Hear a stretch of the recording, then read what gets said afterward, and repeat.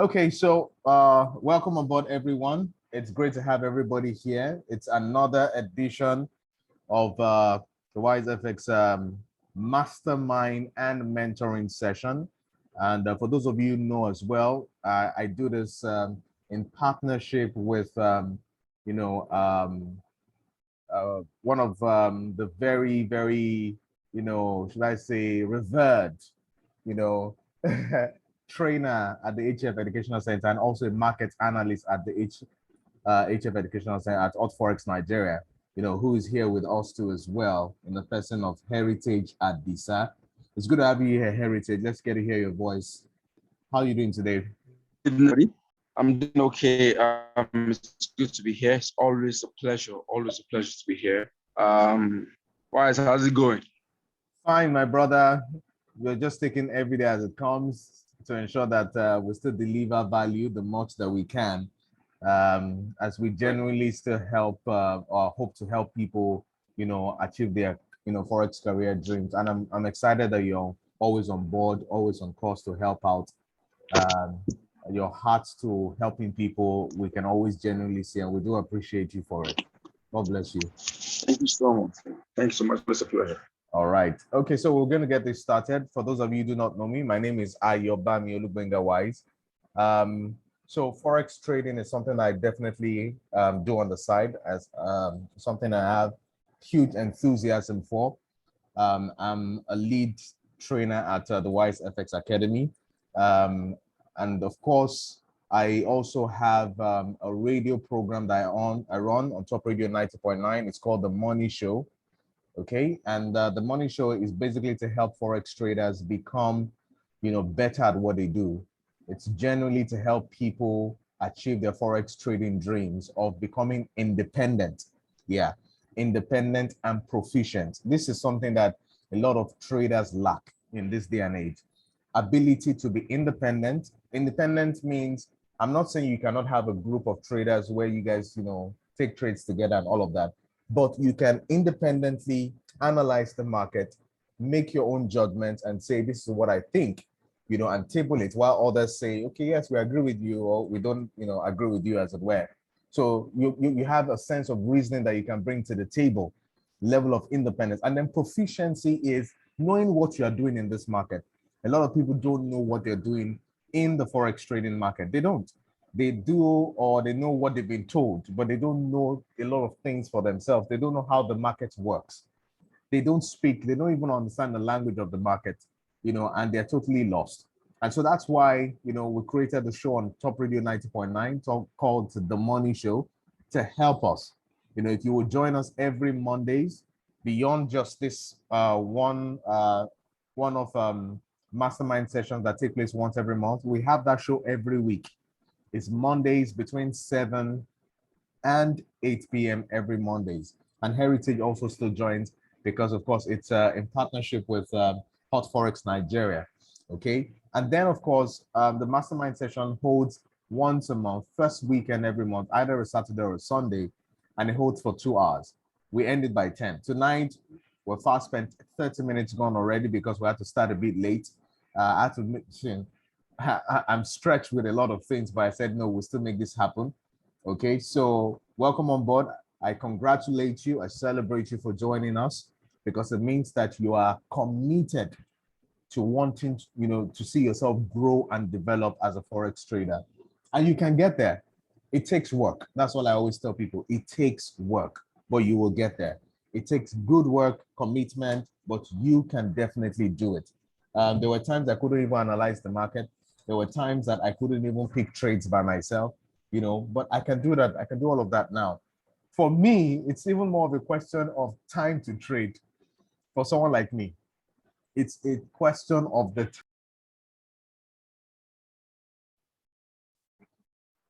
I am so sorry about my network, but we'll make the best use of the network tonight. I'm trying to see how I can get my data on the side as interim backup, so we'll see how this goes. If this trips off again, then I'll move straight to my data. But for now, let's just still keep pushing. So like I said earlier, if you all can still hear me, please confirm that you can. Like I said earlier, we just want to ensure that you become good at what you do, basically, and that's what we're committed. We'll be taking questions tonight, and from taking questions, we'll also take questions on the floor because not too many people dropped questions. You know, maybe we didn't have too many new people. That's why we didn't have that much. But from the old people who have been a part of the community, please, we'll take questions tonight live as well. So if you have questions at all, please use the hand raising icon. The hand raising icon. If you click on reactions on your phone or on your laptop, you will see raise hand. If you want to raise hand, you click on it. And when you click on it, it shows on the screen, just like my own is showing right now. Hand raised. I will know you have a question. Okay. And then when you're done with the questions that you've asked, please lower your hand back. So we'll take as many questions as we can, and we'll be as objective as possible to deal with everybody's questions like we always do. We always do, one thing I know we always do is to meet everybody's questions very well. So I'm looking forward to another great night. Okay, so straight up, we'll move on to the ones we have first, you know, that have been sent to us before we now go into questions directly on the floor. Okay, the very first question here is, how do I source for news that can determine the direction of a currency? How do I source for news that can determine the direction of a currency? All right, Heritage, you have the floor now. All right, thank you for the question. The first thing, I think I get the question correctly, saying how do I source for news that determines the direction of currency, right? Yeah. All right. Now, the research platforms that you can do. What determines the direction of currencies is obviously fundamental analysis, you know, news, economic data, sentiment as well, you know, market information, market mood, market sentiment generally. And all of this comes from news flow. All of this comes from news information, because at the end of the day is how general market participants, you know, perceive news or interpret information, and now determines their move or their actions in the market. So obviously it is from the information that comes to the market that now determines market participants. Now, where do you find this information from? I said there are plenty, you know, research platforms. There are some that are paid for. For example, Bloomberg is paid for. Reuters is paid for. Financial is also paid for. If you need to type that on the chat box, I can do that. Right? Those ones are paid platforms. Yes, they give you information, some faster analysis, stuff, and these are the best around the world, at least based on, you know, the ones I use on a daily basis. Then we also have free ones, which also have the same information. Also quality analysis as well. Don't get me wrong. You know, some traders, sometimes we can believe that, you know, if you pay for something, then we have more value from it. Yes, it has good value, right? But it depends on what you're looking for. I started with the free ones and I was getting extraordinary value from it as well, right? So the same can work. Don't get yourself under pressure if you cannot really afford to pay for one. I think some of those ones are almost $100 per month. Would be a lot for starting up traders. Are you with me? I think it's more research platforms. Yeah. So for those that are extensive research, you might need more, or you're going to big time trading, obviously, you might need it at some point. But for starts, you can use free platforms. Examples are Forex Live. I think that's one of the best for me based on what I use. I'm not saying that those are the only platforms available, but is that I use on a daily basis and give good value, good enough value, simple enough to make decisions, right? Forex Live is great.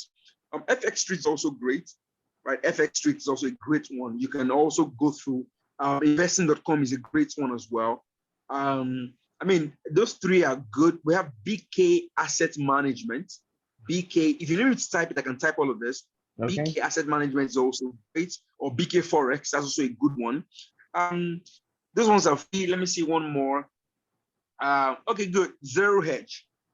Zero Hedge is also a great one as well. So all of these platforms provide information. Remember, it's the same information that is going around. Don't get me wrong. It's the same information that this one is saying, the other person is saying. But you know, they report it differently. Different writers talk differently, right? Different views, different perspectives. But one thing is very paramount. When you're reading this analysis or this information, make sure it's timely, because you can't just go take information when everybody has already used it over the last 1 hour, 30 minutes, 5 hours. Yeah. I mean, it won't be fresh anymore. Make sure it's timely. Make sure you also take it with don't just take everything you read hook, line, and sinker. And I'm not saying because it's wrong. I'm saying because a lot of it also comes with information. I know perspective in trade, we are speculating. So perspective and also its application also plays a big role. So take information from as much as you can gather, then by yourself, determine your own course of action. Don't just move based on what you saw somebody say. They're all analysts, they can also make mistakes. So based on what you've done, what is your own view? What do I think? And from there, you can now make better decisions. Okay. All right. Thank you very much, Heritage Adisa. We do appreciate that. If you're going to have follow-up questions, we will take them. Definitely. I can see 1 or 2 hands raised already, I think. But let's treat the inner, the questions that we had already on ground before we move to taking questions on the floor. Okay, so the next question here is how to analyze a trading chart. How do we analyze a trading chart? Okay, as always, I always like to, oh, you know what? I'm going to leave that for the last question. We won't get to that because I want to show you just a few things on the chart. I'll open up a chart for you and show you what, basically guides an analysis on the trading chart. Okay, so we'll move on to the next one. How do I know the market is either risk on or risk off? Over to you again, Heritage. How do I know a market is risk on or risk off? Okay, risk on, risk off are terms for different segments in the market, different overall market mood, right? And it's responsible for the short-term moves in currencies, right? When you say the market is risk on, it means that the market environment or market participants are feeling more positively to take more risk, which means they are moving their money away from safe assets and moving into more risk assets, like Australian dollar, for example, or Canadian dollar or Euro pound, right? While risk is a variant or an environment in markets where market participants are feeling more, uncertain, more, unwilling to take, right? They feel that the market environment is not really optimistic, and then they're feeling a little bit more cautious. And in that environment, they are not willing to take risk. So they move their money away from risk assets, move it back to safe assets, right? How do you know if it's risk on or risk off? It's also from research, also from market analysis. Because different information can cause market mood to be different. The entire market is all human beings, all of us together, right? The market. Yeah. So how we are moving, how we are feeling, right, eventually becomes the overall mood. If majority of the market are feeling this one kind of way, obviously that will be general, sentiment around the market. And it can be caused by different things, different events, different comments, different data releases, different things, just the way different things can affect our moods. So how you know is by conducting research. If you're reading in the morning and you're hearing stuff like US and China at again, right, going head to head, COVID vaccines are not working properly or lockdowns, I mean, those are enough bad news to cause the market to be in a more uncertain vibe. If you're hearing things like the stock market is appreciating, global economic recovery is also, you understand, more positive updates, that would give a more risk-on energy in the market. So it's going to depend on what you're reading. It's going to depend on information that's coming into the market, but it's all about market risk. All right. I hope you were able to get value for what he said about risk on and risk off. Excuse me. Risk off, risk on just basically talks about, the mood of the market, what is happening at a particular point in time of you interpreting market sentiments. All right. If we have follow-up questions, we will take them, but just get through all the questions that have been sent first. Okay, so what drives individual currencies is the next question. People want to know, okay, this individual currency, not the excuse me, not the derivatives of the currency pairs now, but individual currencies. What are the things that drive them, fundamentally? Let's get to find out from you, Heritage. Right. Thank you for the question. And once again, what drives currencies individually? Currencies belong to countries. Are you with me? And it's all about demand and supply. Really, at the end of the day, it's all about demand and supply. Just the same way Naira, right? You can answer the question better if you ask ourselves about the Nigerian economy. What do you think drives the Naira? That should be easier for us to answer. Obviously, the economy, right? The policies, supply, because there's not so much, dollar in the economy making in the system is making dollar expensive, naira cheap. You get what I'm saying? So all these factors also from economic data, how the economy is faring, central bank policies, government policies, to even general demand and supply, really trade. Are you with me? These are the drivers of currencies, basically. And then that's where it's now broken into fundamental analysis as well as sentiment. So what majorly drives currencies on the long run is mostly economic data, and central bank actions, mostly. That's what hold currencies in the longer term. How a central bank is, deploying its rates, its policies, its decisions, and how the economy is faring, evidence in the data. Now, on the shorter term basis, though, what drives the currency is now the move. Are you with the market? So whatever the sentiment is saying, risk on or risk off. For example, if data is very positive for Australian dollar, GDP is good, inflation is ticking up, right? Which other one? Trade balance is good, unemployment is low, all of that consistently being good. And then the central bank is also being more positive and more optimistic, doing policies more like tighten, policies or tighter money policies, sucking money from the system. All of this would work for the Australian dollar. An example of a currency that has that particular bias right now is the New Zealand dollar. You mean right now, the central bank is very positive, right? Data has also been, even the card, even the pound. Do you understand? All of this bode well for more positivity in those currencies now, and because of what's been happening, and it's going to last for a longer period of time. But on a shorter day-to-day basis, it's all about sentiment, about the mood of the market. All right. Thank you very much for that as well. Moving on to the next one. What is the preferred lot size for a beginner, and how do we go about, setting up the low to place our stop losses to minimize loss?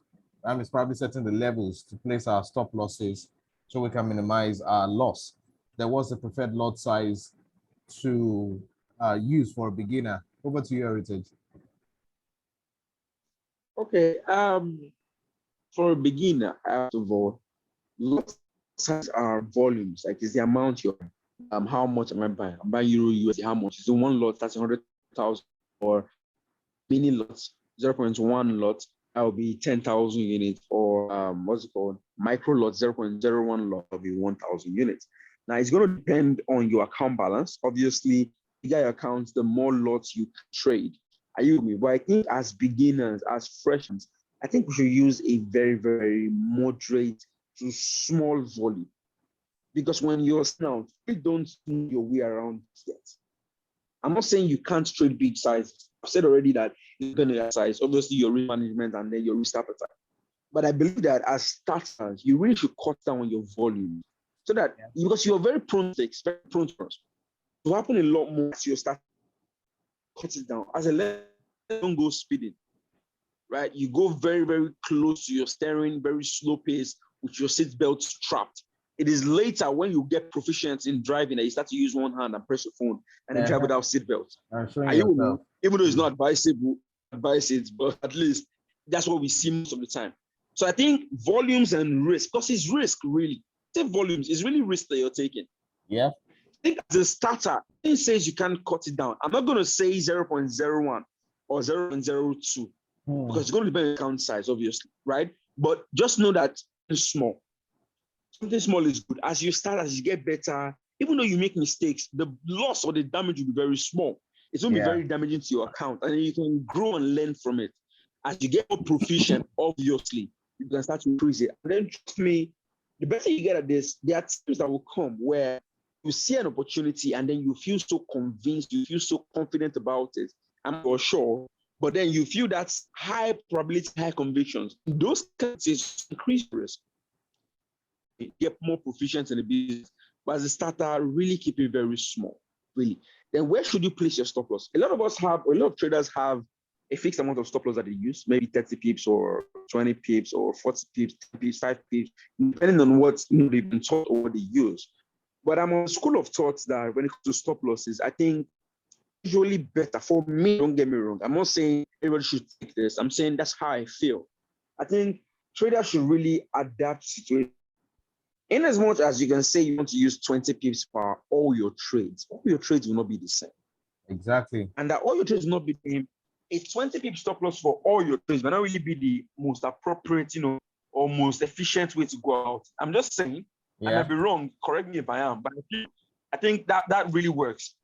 Right? I feel that we should adapt to every trade, right? The way they come, right? If you see a trade where you want to take a bigger stop loss, you should, or that allows for a bigger stop loss, you should.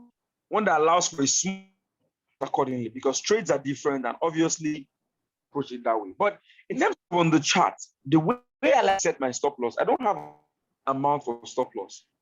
I make sure that every single risk that I'm taking, the amount I'm risking, better on the stock volume, is the amount I have made on my capital. What do I mean? I start the month, for example, with $1,000. In the first week, I have maybe a 5%, total risk, 10% total risk. After the week, I've made 3% of my account, for example. In the next week, I will try my best to make sure that all I'm risking is the 3% I had made in the last 1 week. Absolutely. I don't know if you understand, or that makes sense. Absolutely. So if in this next week I'm risking the 3% that I had made, I'm not talking for. If in the week now I now lose maybe 1% of my account, now I have 2% more profit. If in the next week I make 3%, so now in the next week I have 5% to work with. So whatever I'm doing, the more excited I get, I'm not risking more than that 5% in the next week. That way you can really control the risk you're taking, really. For the risk you're taking. And then for setting the stop loss now, I like to leverage on levels. It's all about supply zones. So what I do is, if I'm buying, for example, the next key support level, I leverage on it and set my stop loss just after. While if I am selling, the next key resistance level, I leverage and set my stop loss just after. Now, that might not be, that would be in an ideal situation, but like I always say, not all situations are ideal. So situations where that cannot really apply, where it's too much, I obviously cut it short. Where it's more than what I'm willing to risk, I obviously reduce it. But that's how I like to work around it. Fantastic. Thank you very much, Heritage Adisa, for what you just shared. And I like exactly what you said as regards money management skills, because people don't know that risk management is not just lot size, volume, number of and then stop loss in pips and all those things. Risk management also talks about how you project the market. Now, flexibility in this market is so important. Most of forex traders are too rigid with their approach, too rigid. So because you have used 20 pips, in this particular trade, you feel that the next trade must be 20 pips. It could be, but realistically speaking, from what is obtainable on the chart, it might need more than 20 pips in risk value. So this is what I say to people. If you've taken a trade, and you have to risk 20 pips and it played out well, fine. You get into another trade where what you have, and okay, then the first trade, maybe you use 0.03 or 0.05 based on your account size, and it played well, all right, and you risked 20 pips, okay, which is fine. You're going to lose like how much now? With 0.05, 20 pips. Can someone help me with the quick math? 0.01 would have been $2 roughly times. So you're going to lose you're willing to lose about $10 if I'm correct. All right. On 0.05, 20 pips. Is that correct? Can someone just help me confirm that math anyway? So if that's the case, I think so. Yeah, roughly $10. Fantastic. So the next trade you're about to go into, all right, if you see that realistically speaking from where you are, because you people just like to be very rigid, too rigid, to say my strategy does 20 pips, my strategy does this. It's more than that. If you see what happens based on levels and possible entry positions or the confirmation candles that you want to get into, maybe being too long, probably wait. Is that of two things? You wait for a pullback on the next candle that gives you the possible 20 pips that you say you want to stick to. It's either that or you face the reality of what that next trade is providing you. The next trade is telling you that realistically, to allow this market to breathe, because the market needs to breathe. You can't choke the market. People who choke the market are the ones that burn out from the market. So if you realistically say to yourself that, okay, from what I see here, if I want to enter this trade now, I might need to risk 40 pips, realistically, to be on the safe side.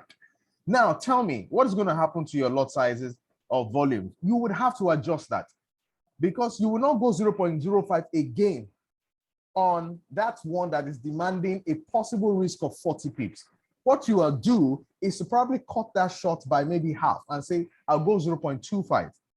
Rather, I'll go 0.02 or 0.03 or 0.01 even, because this is demanding more from me in risk. All right, is somebody getting it now? This is the way traders are supposed to think.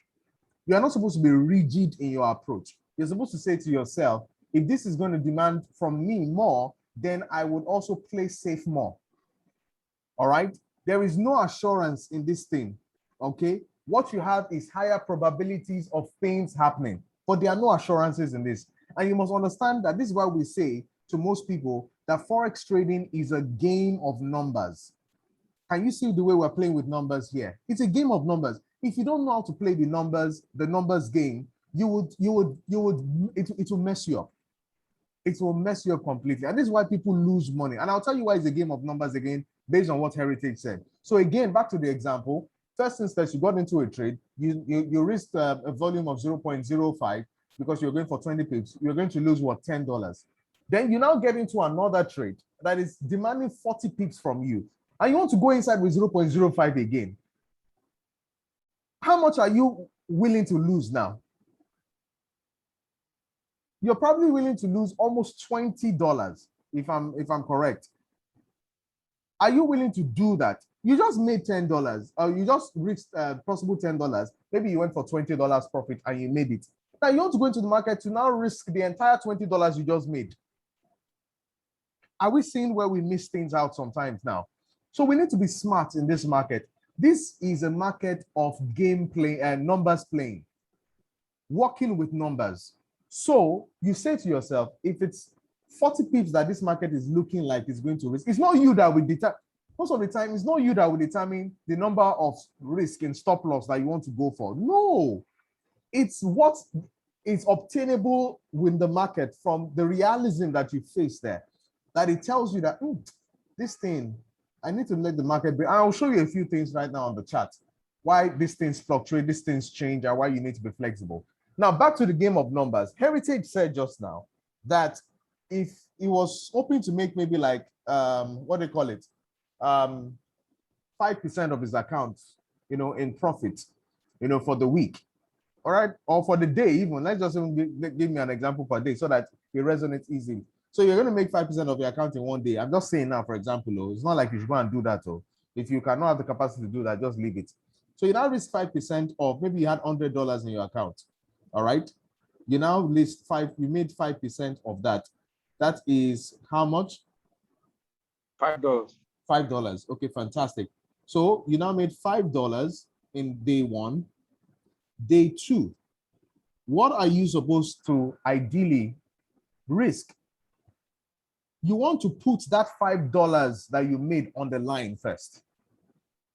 Not because, see, Forex is first about protecting your capital. It's protecting capital before trying to protect profits. These are the wrong orientations that we've gotten that has messed us up. These are the reasons why people don't grow their accounts. These are the reasons why people take one step forward and 10 steps backwards. These are the reasons why people don't have, do better with their tradings. All right. So what should you ideally put on the line in the next day? The next day, you want to put that $5 on the line, or a part of that $5 on the line. A smarter person will put $2.50 on the line on the next trade. Not the entire $5. Because trust me, if the more you eat, because there is a game of probabilities, the next trade, there are no assurances that you'll make profit. You only have probabilities. So you're now saying to yourself that, beg your pardon, you're now saying to yourself that, okay, what do I do now? I want to put the whole $5 on the line, or I want to put half of that $5 on the line. So what happens is, if you lose the next trade by putting in what? $2.5 on the line, you still have $2.5 that you made from the day before to go for another trade confidently. The next trade, you can make another $5. The next trade, you can lose the $2.5 and say to yourself, that's it for that day. I'm not taking any trade. We go afresh into the third day. Are you seeing the psychology now? And say you put the $5 on the line and you made another $5. That's $10. By the third day, it's either you put the entire $10 on the line or be smarter and say, I want to put 50% of that $10 I have made. Can you see the possibility of growing an account now? This is a lot of things that people don't understand about money management. People risk everything for nothing and expect to gain something. Oh, I feel like putting that down in my next quote. People, yes, now, people risk everything for nothing and expect to gain something. I always teach myself when I talk to as well. All right. I learn from myself. So people risk everything for nothing and then they expect to gain something in Forex. Bad. That's bad financial management. Bad because this thing, this Forex game is beyond skills or is money management. People that last in this business are people that have mastered the art of managing their resources so that they can keep playing, in the game of Forex trading. So the truth of the matter is the reason why you're not lasting in capital, you burn out your capital, you mess up your capital, you eat into your profit and all of that is because more often than not, you are, forgive me, a silly Forex trading person. Silly in the sense that that's not to insult anybody. It's because you are putting too much confidence in a speculative market. Maybe I need to allow, before I go back into showing you something on this, I need Heritage to break down what the speculation around Forex trading is and why there are no assurances. Heritage, please just take it up from there before I go back to my chart. Good. Thank you. Hey, see, when we talk about, what does that mean? It means that you don't know, you are not sure, but you feel like you expect something to happen based on certain parameters or based on certain, things that you have seen. That's what speculation is about. So let me use Nigeria, for example. Based on the economy, based on information available to me, the way things are going, I really think that Naira falls some more. And dollar will gain some more. Now it's like 570, only God knows now. Let's assume 570. The way it's going, before year end to be 600. There is no way I can be sure of that. There's no way I know that. But based on the information available to me, I'm sure some of us out there or listening to me now will feel like that's a very big possibility. Exactly. Are you with me? Now, and I would decide to go and buy dollars in anticipation that would happen. If it happens, all well and good for me. I'll be able to sell at the higher price and I'll get money. But if it doesn't happen, I would lose money. Or you understand me? Or maybe not even make any money at all. Don't lose any money, break even. Exactly. That's really speculation. That is why, because there is always a chance that you can really lose money on the trade or not gain anything, and no chance you can make money. There is no point to put everything on the line. Any one trade. Exactly. It doesn't just make sense. It doesn't account for it because there is no way to be sure. Why are you doing that when there is a chance you can make a loss on that trade?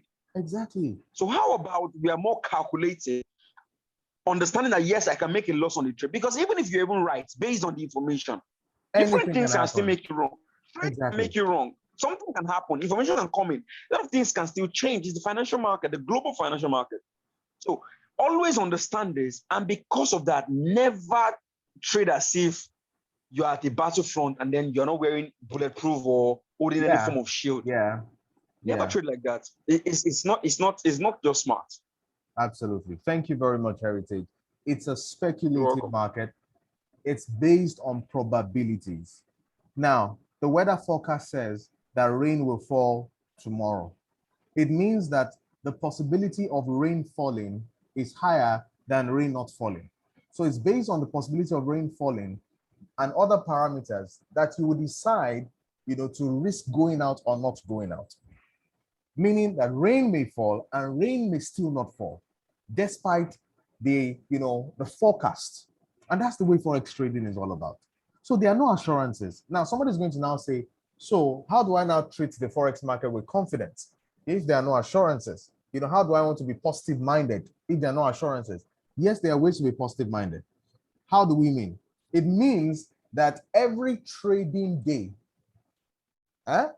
every trading day and every trading week and every trading month, you go into it with the confidence, or rather with the confidence that you would actually make money. That's where the positive mindset is.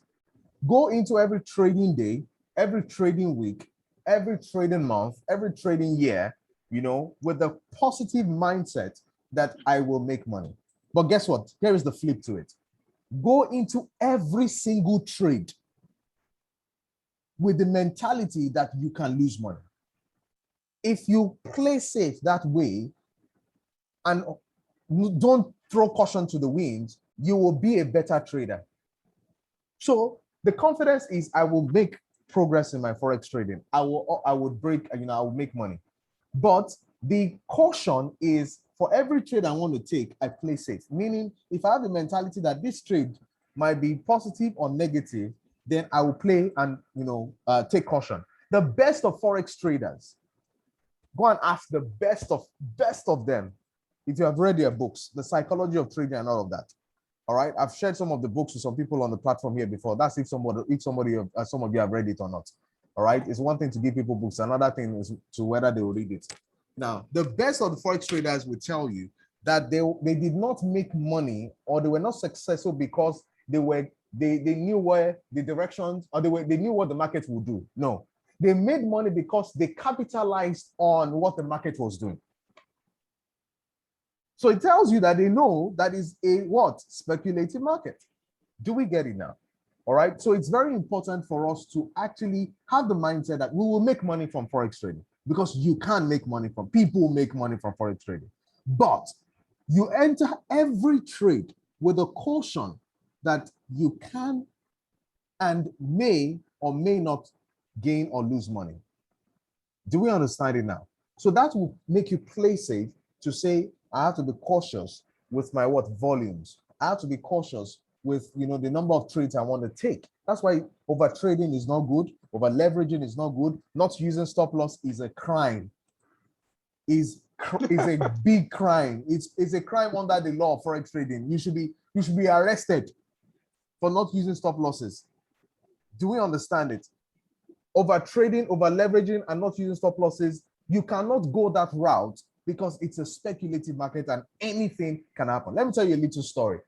In my very early trading days, so there comes this very young man who, and there's always don't get it wrong, but there's always the what they call that, the something lock for beginners lock, right? Yeah, it happens a lot. Don't get carried away with beginners luck. So there goes this guy. He just started trading forex for just a week. Told him how to buy, told him how to sell, and all of that, and he got into it. I had a beginner's luck too. My own and you don't know when the luck will run out. Yeah, somebody just said it now. Not using stop loss killed my account. All right, I'm glad that you have received your deliverance today. I'm so glad that you have received your deliverance tonight. That's what the mastermind session does. It is a deliverer. We're telling you the truth just the way it is. So this young man, and I had a lot of early locks in my own forex trading days too. I was cash every week. I traded. Let me tell you, all of you. Let me tell you how far ago I've been trading. I traded back in the days when Alpari just came into Nigeria. I traded back when you have to print out withdrawal slip like you're going to the bank, fill the form, scan it back to the broker so that they can pay you. That's how far I've been trading. Then I will withdraw $100, $200 as back as that time. Withdrawing $100, $200 is just like almost withdrawing almost 200,000 or 20,000. No, let's say $20,000 now. I'm telling you, with the rate of things.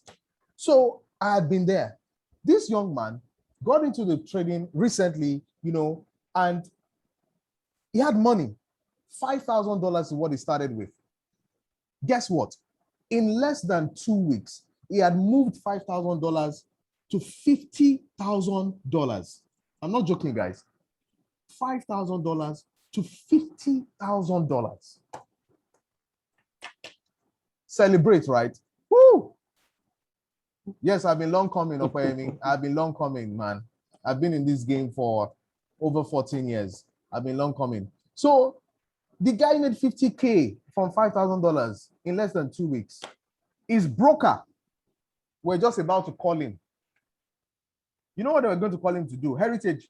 Anybody that is in $50,000 above, what are they supposed to? What would the broker suggest? Why would they put a call through to the guy?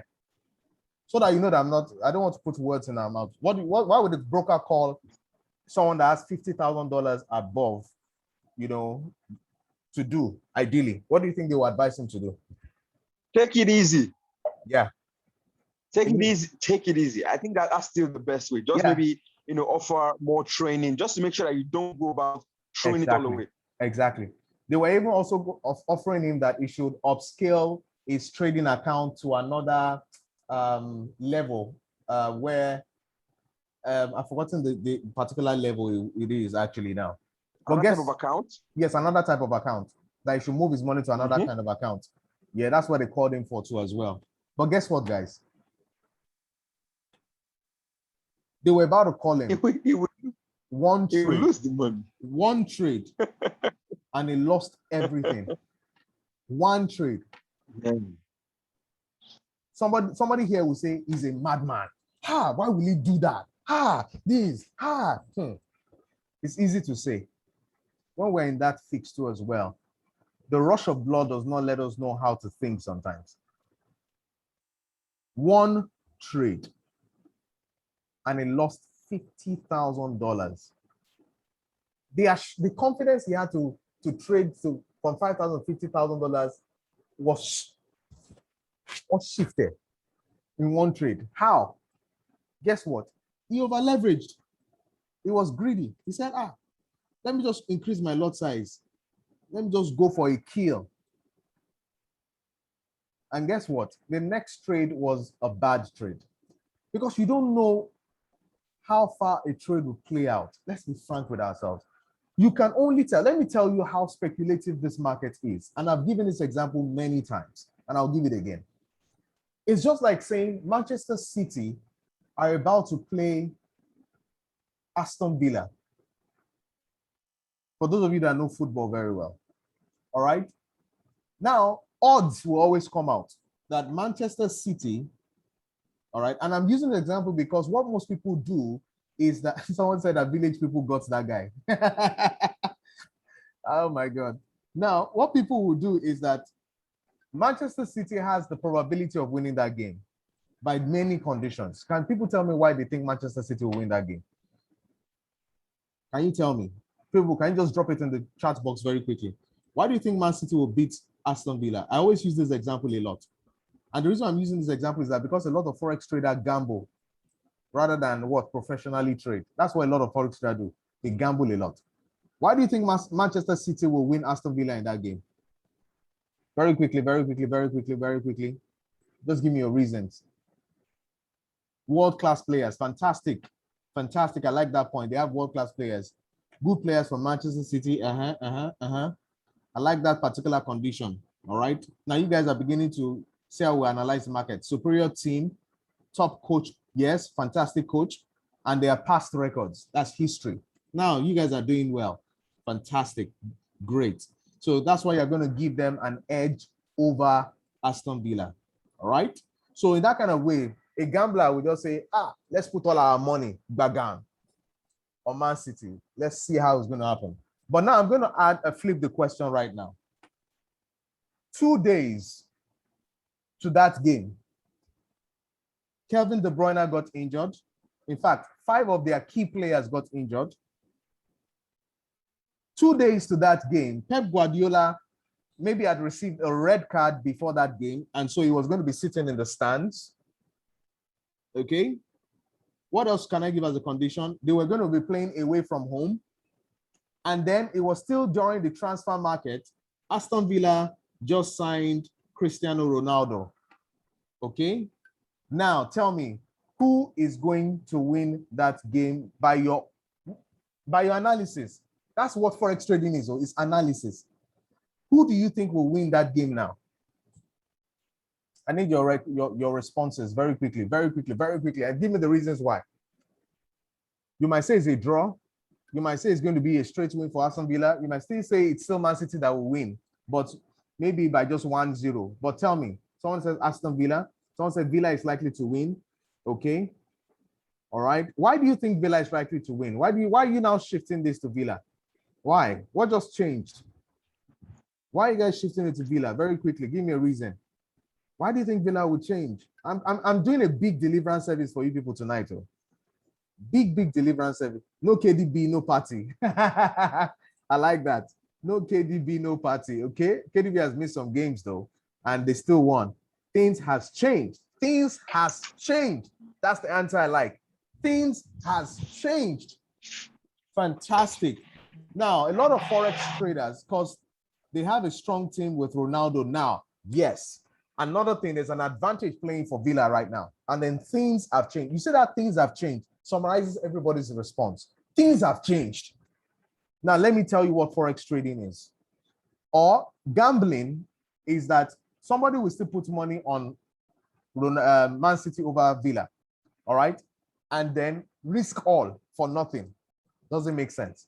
Somebody else will play safe and say, I will choose other games, but I will not pick Aston Villa and Man City. I'm being real with you guys. I don't gamble, but I want to be real with you guys. All right? While somebody else will say that, you know what, let's just leave it. I'm putting my money on Aston Villa more and taking a risk. Okay? So there are different conditions, but things have changed. What I'm trying to tell you is, as a forex trader, you are doing probability games. So that is why there's a process to forex trading. That's why we always say to people that I know you have a strategy that somebody taught you, all right? But they will tell you that no strategy is 100% what? Certain. And they will tell you that the strategy has a 75 or 80% win ratio. Don't you hear that, Rabi? Good. So even if a strategy is 75% in win ratio, how are you sure that the next 5 trades are inside the 75% or inside the 25% loss? Can somebody answer me? How are you sure? Yes, they've backtested the strategy. They've seen that while they've used it for over a period, they can't know. They can't know. They're not sure. Can somebody see why you are trading a speculative market? This is the deliverance that you need, guys. They can't know and they can't be sure. It's a game of probabilities. But this is what we forex traders do. Professional forex traders will do what? Analyze the market the way we have analyzed it. Fundamentally, all right, overall, City should win this thing. But things have changed. What is the dominant sentiment? Is it risk on or risk off? Are you seeing the way it plays out now? Sentiments. Then based on these, I will now go on my chart to say, it looks like City are weak today. Villa are strong. I will pair Villa and City, but I will be buying what? Villa, and I'll be selling City. Can you see it right now? Because things have changed. This is how you trade forex. This is how you treat forex trading. Your strategy might be good, but if you don't apply the principle of the fact that it's a speculative and a game of probability, you will get burnt. And the day you get burnt, most of the time, it never announces itself, and it's always bloody. That's why a $50K account can disappear within 1 day that he had made over 2 weeks. Because you can't be sure. The only thing that you can be sure, do you know what it is? Do you know what it is? Do you know the only power you have as a forex trader? The only power you have as a forex trader is stop loss. That's the only power that you have as a forex trader. Ability to what? Peg the amount or the control of loss that you want to what? Experience. That's why this business, the beauty of this business is that you have the ability to predetermine what you will lose, if you have to lose. Can you see the beauty of it? That's why we are in this game, to cut down on our losses and maximize our what? Our wins. So I will be in this market and say to myself, all right, from what I see here, GBP is strong, JPY is weak. All right. But now let me check the immediate mood. What is happening now? As things change, as a moment, nothing has changed. GBP is still strong. Everything still points in the direction that GBP is strong. That's sentiment. The first one I did was what? Fundamental analysis. Now I've now moved to sentiment. Now, technically speaking, I already have strategies, but I don't just get into the market deploying strategies. And because you have a gun and bullets, doesn't mean you'll be shooting anyhow. That's where forex traders miss it. Don't be shooting and wasting bullets. What you are not supposed to be doing is saying that, okay, GBP and US and JPY is what I'm looking at sentiment-wise, is risk on. I want to buy it. All right. If I'm going to buy this, now I'll go to my chart and now say to myself, at what level is best for me to buy this market based on what it's doing? What strategy do I want to deploy? Do I want for it to break out of a level that it's been ranging from and retest and then continue? Do I want to start at the peak to see that a trend has just begun? Do I want to? There are many things and approaches to get into the market. That is where your strategy that you learned is safer to be used. Some of you learn strategies from people and just be using it anyhow, shooting gun anyhow. You're now playing a game of what? Luck. As if you're playing computer games. That's not forex trading, guy. My people, that is not forex trading. Forex trading, to be a professional, is analyzing the market fundamentally, knowing the overall things going on generally, then understanding the immediate mood of the market per day and per time, per session, and then using your strategies that you know to get into a trade. Every trader has a strategy to now get into a trade, especially when we're intradays and intraday traders. For swing traders, all they do is fundamentals. They don't do sentiments. They just do fundamentals and technicals.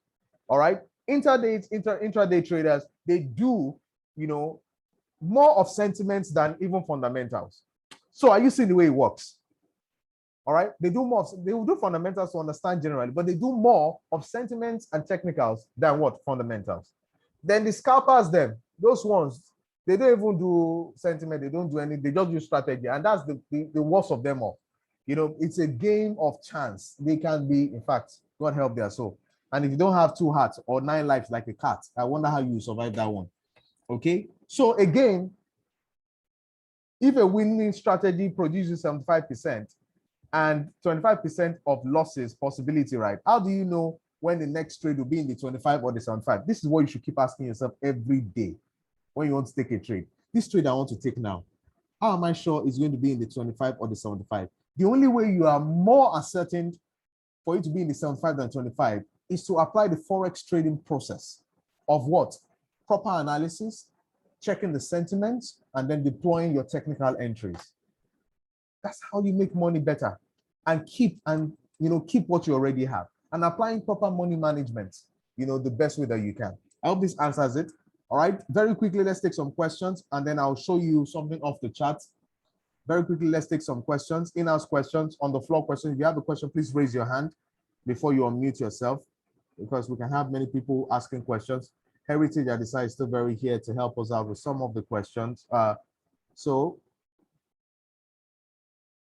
anyone with a question? If you don't have a question, I'll jump straight to the chat to show you 1 or 2 things as regards one of the questions that we have not treated. Any questions or any comments from what you've heard so far this night? Has anything changed in your mindset, in your mentality, in your approach? Has anything changed? Is there something that you want to contest? Is there something you need clarity on? All right. Awoshala Toby, you have the floor. Please unmute yourself. Okay, sir. Yeah. Yeah. Good evening, sir. Yeah. Good evening. Thank you very much for your contribution, sir, today. Yeah. Yes. My question is, how can we avoid slippage in the financial markets? All right. Is that all? Yes, that's all. All right. Heritage, slippage in the financial market.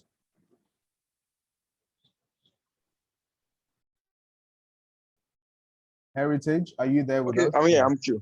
Sorry, I was muted before. Now, slippage is not something you can avoid because it's not something you have control over. It's a thing of the market. What is slippage? Slippage is a situation in the market where your desired price, right, for your order, either pending order or market execution is not available, and then your order triggers at the next available price. What do I mean? You have a penny order sitting at 20, for example, and the price is coming 17, 18, 19, but because what causes slippage is low liquidity or high volatility. Because of low liquidity or high volatility, price keeps 20 and then goes to like 21 or 22. Now, your order at 20 cannot trigger because it cannot trigger at 20 because 20 was never available. What then happens is it's triggered at the next 21 or 22 that's now available. That's slippage. Like I said, it's not avoidable per se because at the end of the day, it's a market phenomenon. But you can reduce how many or how often you get slippage. How? Trade in liquid times. It's caused by liquidity, low liquidity. So in times like Asian, for example, you reduce trading Asian session, trade more Europe and America, right? Illiquid pairs or illiquid instruments, you reduce trading them.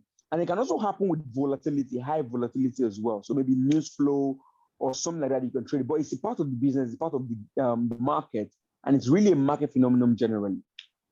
All right, thank you. I hope that helps you, Awoshola. Yes. Yeah. All right. Thank you, sir. You're welcome. Any more questions? Please raise your hand. Hakeem, you have the floor, Hakeem. Go on, unmute yourself. Sir, good evening, sir. Yes, good evening. Please, I want to know, is it advisable to be using robot to place a trade? That's just it. All right, let me answer that for you. All right, Hakeem. So I'm going to put robots at trading support under the group of trading support systems. All right, robots is a form of trading support systems. What are trading support systems? Trading support systems are tools that help us, maximize trading opportunities and, of course, make, more money, as it were, the possibility of making more money. All right, and they are good. There's no denying it. They are good.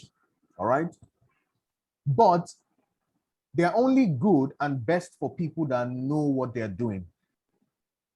And there are other examples of trading support. We have robots. All right, we have what we call signal groups. So signal group is also a form of trading support. Some of you are part of signal groups. It's good though, but signal groups can kill and end your money if you don't know what you're doing.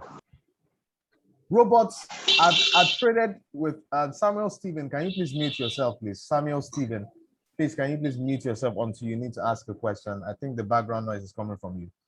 Now, I was saying robots cleared my own account at a time in my life. Why? Because robots are working based on algorithms. Robots is not human. It's at best trying to be human, and machines malfunction. So imagine if I knew what I was doing at the time when I was using robots to trade a long time ago. When things are changed, for example, maybe sentiments are changed, there was huge volatility against my direction and all of that, I would have cut off the trade. But because you have full confidence in a robot, because you feel somebody programmed it, when your own forex trading knowledge that you don't even have to level, it's supposed to have been triggered to counter it, to question it. You won't question it. You just accept it. You think the robot knows better than you.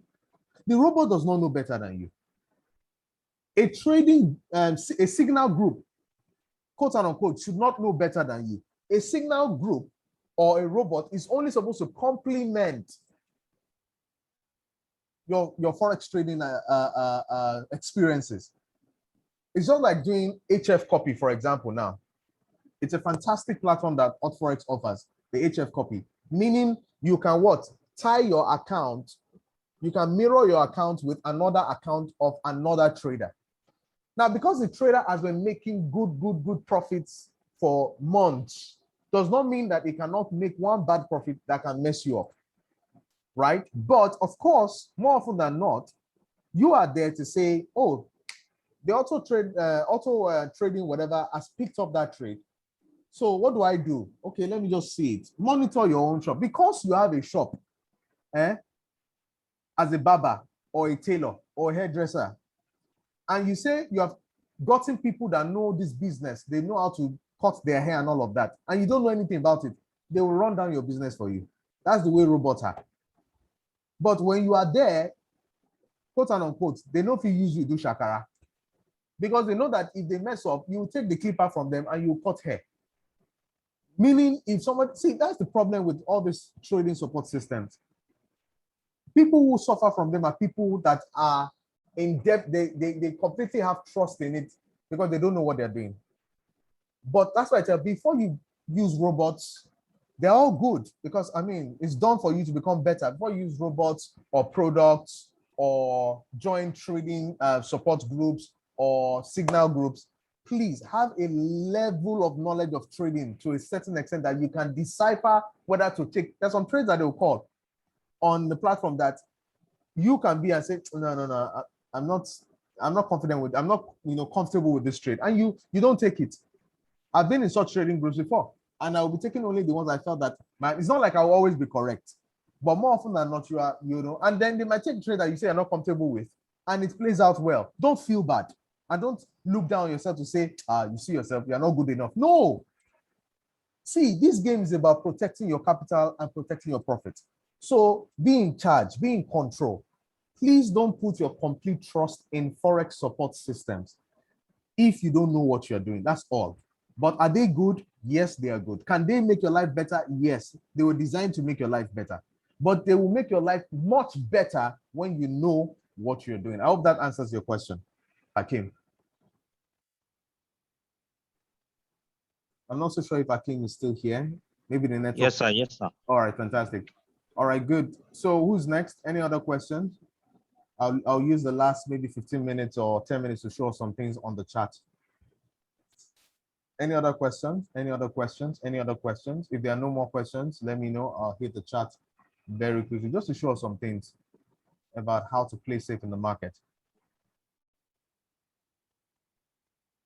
All right. Okay, so in the absence of no other questions, let me just share my screen. In the absence of no other questions, because if you have a question, you're just supposed to raise your hand. All right, but can we all see my screen, please? If you can see my screen, please just let me know you can see my screen. There was a question that had to do with how to analyze a trading chart. All right, how to analyze a trading chart. And I'm only showing you this off. Okay, okay, we can see it. Fantastic. I'm only showing you this off the background of the fact that you've done other analysis like fundamentals and sentiments. So before you now get on analyzing your technicals, particularly, I always try to refrain from showing people this, more often than not, because they tend to still be lazy, not do. And then you people, if you're part of the forex trading FX community, HF community, Heritage does a fantastic job in helping you out with even the basics every day. What more do you even need? Take advantage of that and then apply your own bits to it. So how do you, analyze the market? See, there's something what we call top-down approach analysis. What is top-down approach analysis?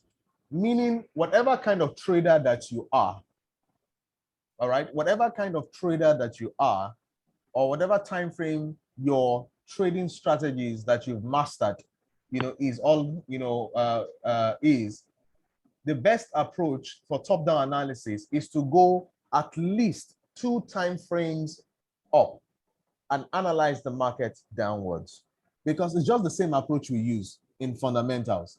All right, before we get on the chart, technically, you want to go fundamentally, find out what is going on, then sentiments, check the mood, and then take a position. The same way is when you even also get on that technical on your chart, you also want to go what? 2 levels at least up. What do I mean by that? If you are the type that takes, if you are the kind of trader that takes sorry about that, I'm trying to, that you take your chart on the 15 minutes time frame. I've not logged into my account. Hey, and I think it's because I restarted my system. Sorry about that. I restarted my system and then, okay, so let me just leave it like this. Let me just leave it like that.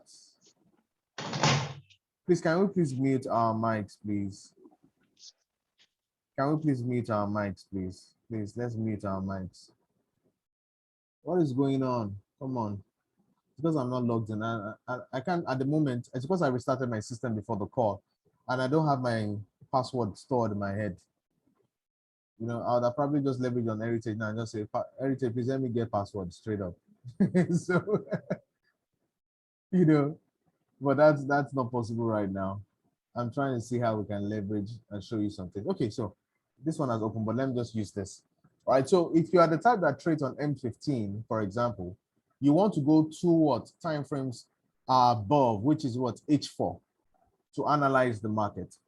All right, but I don't want to click on any other time frame now since it's not active. I'm not actively signed in, just to show you stuff. So based on what happens on a higher time frame, you now analyze the market downwards, okay, by checking what is happening in that market. Is it on an uptrend?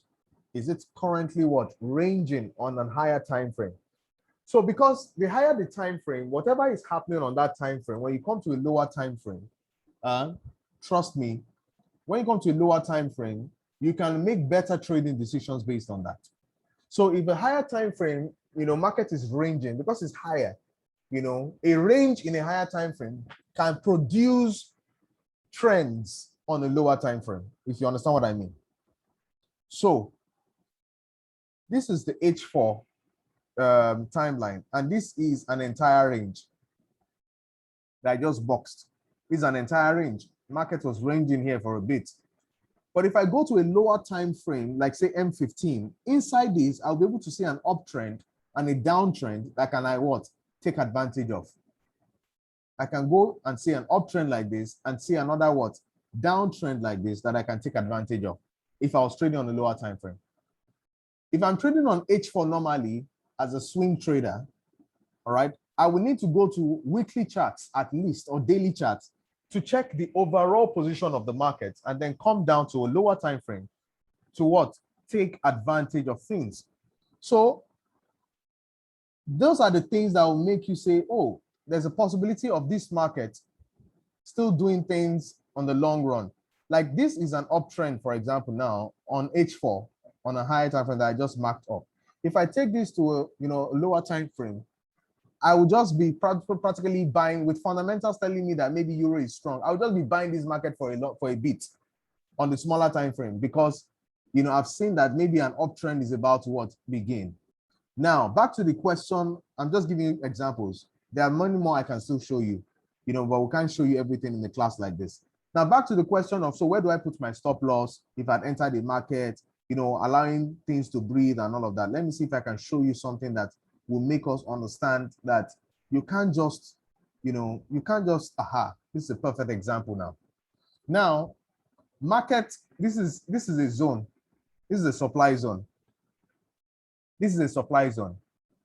And at this supply zone, market started to sell.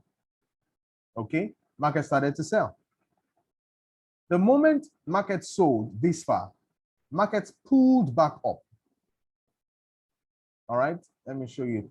It sold like this. It pulled back a bit like this, right? And then it started to sell again like this. Great. Okay. Now, market now decided to pull back a little bit like this. Now, at this stage, you are now considering what?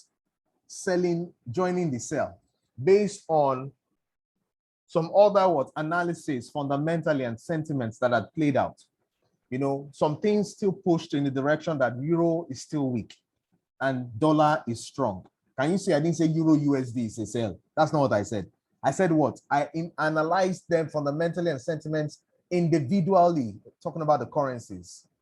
You guys should stop seeing currency pairs as forex trading. No, you need to understand the analysis of the individual currencies.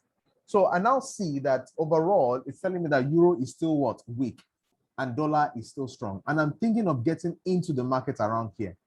Anybody that gets into the market around here is fine, okay, right? But guess what? Where is the most realistic zone to set your stop loss? The most realistic zone to set your stop loss is anywhere above this line. Why? Because that was the last what? Lower high that took place before this low, before this pullback. You can see that market has not pulled back to this level, but you want to enter any moment from here. If you're entering here and you now set your stop loss, maybe you are the type that say, I don't do more than what? 20 pips stop loss. Can you say that it's not you that will determine the 20 pips? Is the market condition at this stage that will determine? So imagine this line that I drew here is the 20 pips from where you want to enter. Anything can happen between here and this line here. Anything can happen. Realistically, in forex trading, this is the next safe space that market will possibly come back to retest. Before what? Continuing the sell or probably reversing the trend. So if you're setting stop loss here because you want 20 pips, you would have been shooting yourself in the leg, because anything can happen here. Market can pull back, take you out, and still do the profits that you wanted to make. So that's why some people will still be in profit in a trade that you both entered, but you were stomped out because I want 20 pips, I want 30 pips, I want 50 pips. I'm not saying there's nothing wrong about declaring I want 20 pips, 30 pips, but first realistically gauge the market. Now, the next question you now ask me is, so if I realistically gauge the market and it's telling me that it's only possibly 40 pips that I can risk, do I need to take it if I don't have the amount, the capital size to take it? If you don't have the capital to take it, the resources to take it, based on the lowest form of volume or lot size, then you leave it. It's not every trade that is meant for you. So another mentality traders have is, you want to eat everything, you must eat it, you must eat it, you must eat it, you must eat it. Every trade, every trade will enter it. That's what's killing you. Not every trade is meant for you, sir. Not every trade is meant for you, ma. The only trades that are meant for you are the trades within your capacity. So not every trading opportunity is meant for us to be seized. It's only trading opportunities that are within our trading capacities that we should seize. And we have different capacities. Somebody else has $500 in his account. We have $100.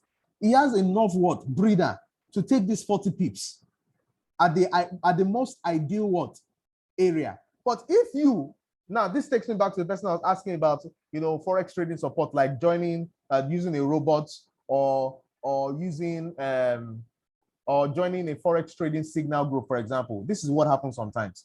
So imagine that a robot knows that this is a sell that he wants to get into, all right? And the robot knows realistically that 40 pips is the ideal level because they've set it up as AI, but your account cannot take it. The robot will enter the trade now. The robot will enter the trade. The robot will not help you calculate your capital.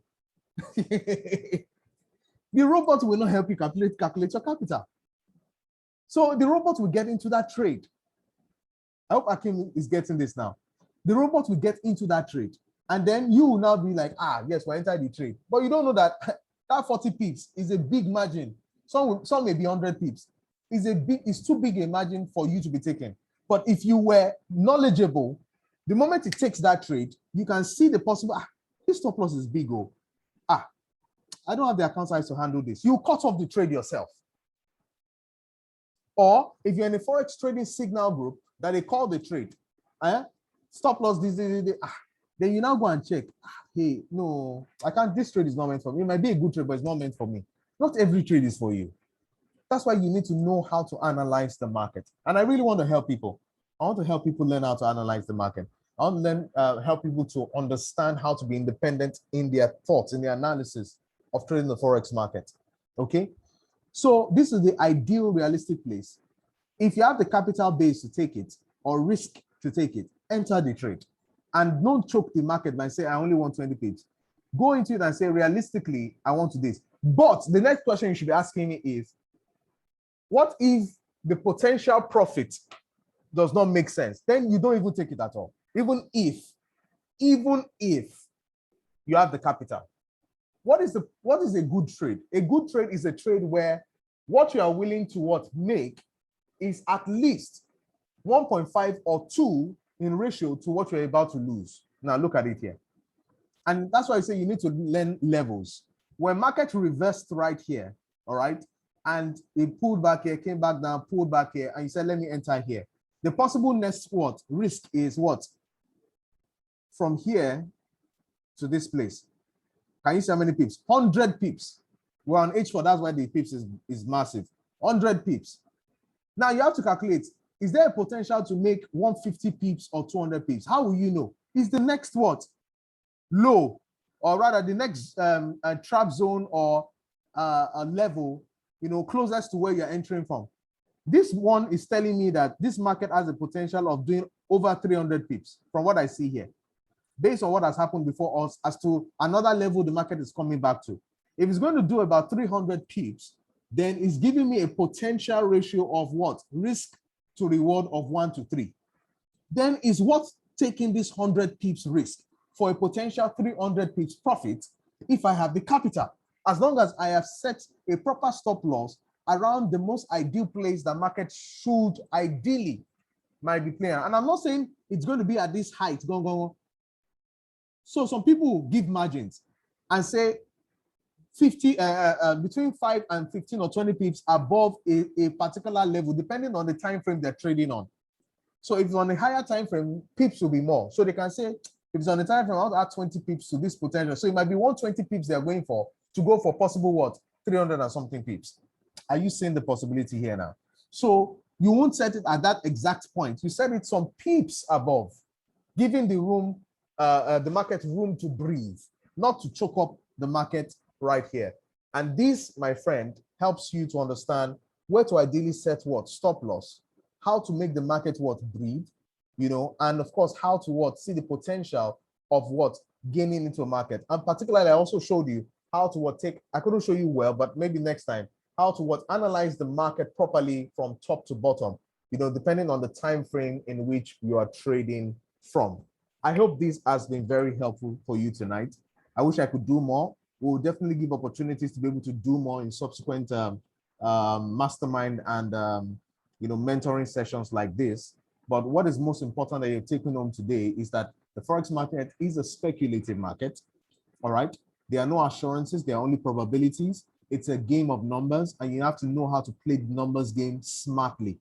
All right. And as you make profit, you manage your what? Your profits. You protect capital first before you think of protecting what? Profits.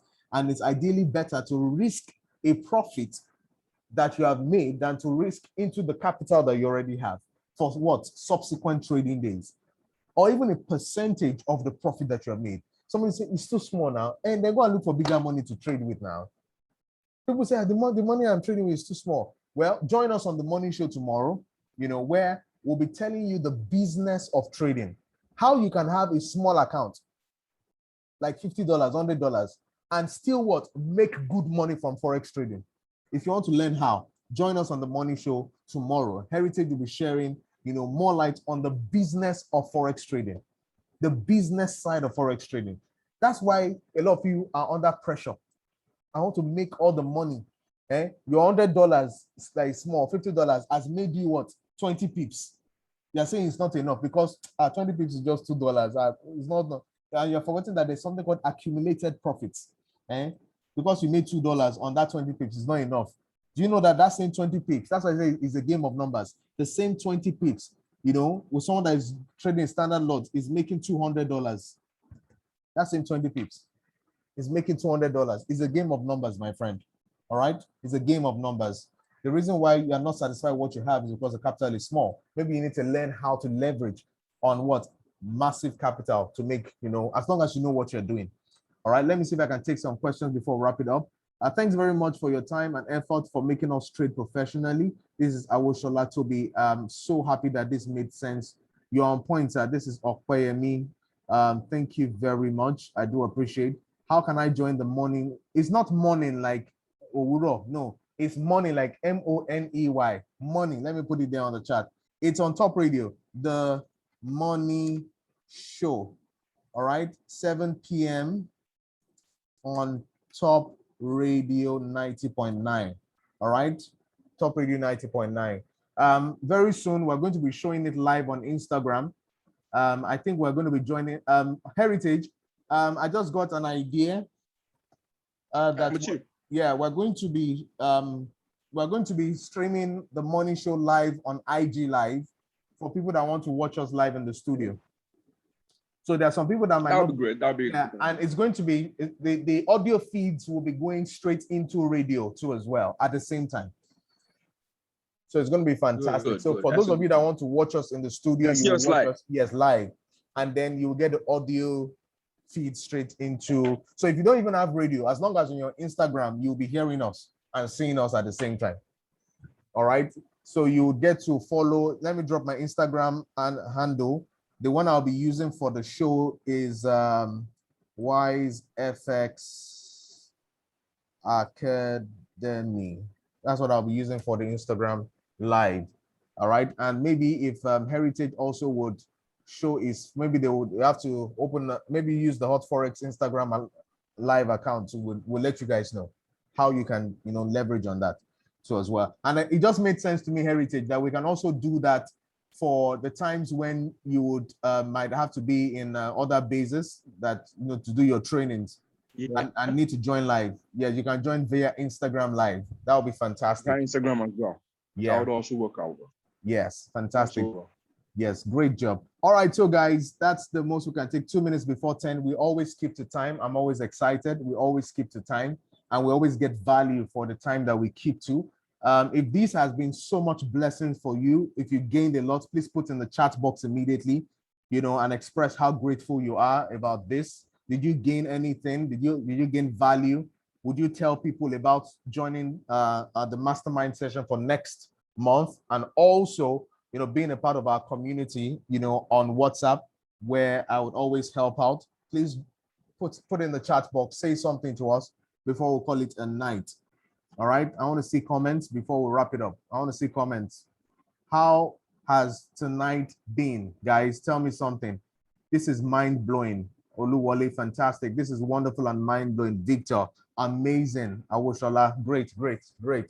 Fantastic. We get to do this every month, and we also do more even on the morning show on Top Radio 9.9. Olatomoa says it's very awesome. Fantastic. Really glad to be a part of your Forex trading success. And like I always say, we genuinely, very particular about you becoming better at what you do. Are we getting the recording? Yes, I would. This is what I'll be doing. What a good one. Hakim says, I'll be putting up the recording moving forward. And that's why I recorded today. This is the first one I'll record.